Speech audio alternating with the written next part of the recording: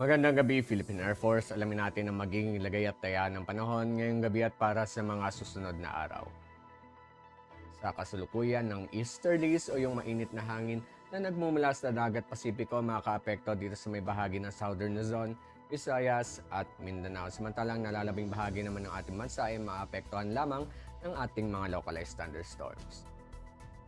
Dahil nga dito, asahan pa rin natin na dito sa Metro Manila at nalalabing bahagi ng Luzon, buong Visayas at buong Mindanao ang bahagi hanggang sa maulap na kalangitan na may pulo-pulong pagulan, pagkidlat at pagkulog. Para naman sa mga susunod na araw sa mga piling lugar dito sa ating bansa dito sa Metro Manila, Cavite, Lipa,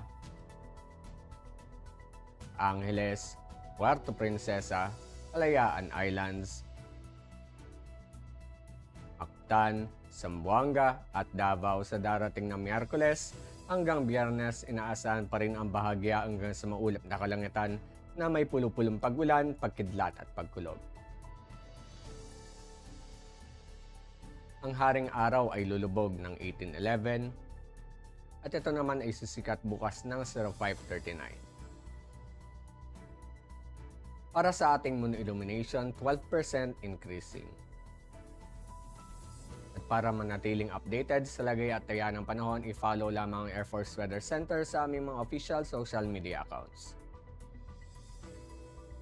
Yan lamang po yung latest update na sa ating lagay ng panahon. Sa ngalan ng aming commanding officer na si Colonel Alvin John Cugador, PAF GSC, ako po si Staff Sergeant John Altisac Cipuedes, Philippine Air Force, Weather Broadcaster ng Air Force Weather Center. Muli magandang gabi, Philippine Air Force.